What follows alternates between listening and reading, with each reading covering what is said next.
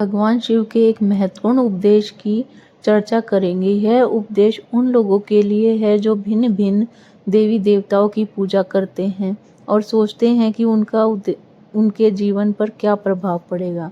भगवान शिव ने इस विषय पर एक सुंदर कथा के माध्यम से बताया है कि क्या होता है जब हम अनेक देवी देवताओं की आराधना करते हैं। बहुत समय पहले की बात है। एक छोटे से गांव में भुवन नामक व्यक्ति रहता था। भुवन अत्यंत धार्मिक था और जीवन के हर क्षेत्र में देवी देवताओं की कृपा प्राप्त करना चाहता था। वह हर दिन अलग अलग देवताओं की पूजा करता। सोमवार को भगवान शिव, मंगलवार को हनुमान जी, बुधवार को गणेश जी और इसी प्रकार हर दिन किसी न किसी देवता की आराधना करता। भुवन यह मानता था कि सभी देवी देवताओं की पूजा करके वह अपने जीवन के हर क्षेत्र में सफलता और सुख प्राप्त कर सकेगा। लेकिन उसकी साधना में एक समस्या थी। वह किसी भी देवता की पूजा में पूरी निष्ठा और एकाग्रता नहीं लगा पाता था। एक दिन भुवन ने महसूस किया कि उसकी साधना का कोई परिणाम नहीं आ रहा है। न तो उसकी आर्थिक स्थिति सुधर रही थी, न ही उसके जीवन में शांति थी। भुवन ने निराश होकर सोचा कि इतनी श्रद्धा से हर दिन अलग अलग देवी देवताओं की पूजा करता हूँ, फिर भी मेरा जीवन सुखी क्यों नहीं है। इस प्रश्न का उत्तर पाने के लिए भुवन ने एकांत में जाकर भगवान शिव का ध्यान किया। उसने पूरी श्रद्धा से भगवान शिव से प्रार्थना की, हे महादेव, कृपा मेरी समस्या का समाधान करे।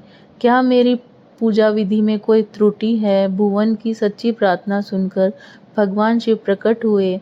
उन्होंने मुस्कुराते हुए पूछा, वत्स, क्या समस्या है जो तुमने मुझे पुकारा? भुवन ने सिर झुकाकर कहा, हे महादेव, मैं सभी देवी देवताओं की पूजा करता हूँ, फिर भी मुझे सुख और शांति क्यों नहीं मिलती? कृपया मेरा मार्गदर्शन करें। भगवान शिव ने भुवन को समझाते हुए कहा, वत्स, यह सही है कि सभी देवी देवता एक ही परमात्मा के रूप हैं, लेकिन तुमने अपनी साधना में एक बड़ी गलती की है। भुवन ने आश्चर्य से पूछा, महादेव, मेरी गलती क्या है? भगवान शिव ने समझाया, वत्स, जब तुम भिन्न भिन्न देवताओं की पूजा करते हो लेकिन उसमें से किसी एक के प्रति पूरी निष्ठा और समर्पण नहीं रखते तो तुम्हारी साधना अधूरी रह जाती है। उन्होंने एक उदाहरण देते हुए कहा, मान लो तुम्हारे पास 5 खेत है और तुम हर खेत में थोड़ा थोड़ा बीज बोते हो, लेकिन किसी भी खेत की पूरी देखभाल नहीं करते। क्या तुम्हें अच्छी फसल मिलेगी?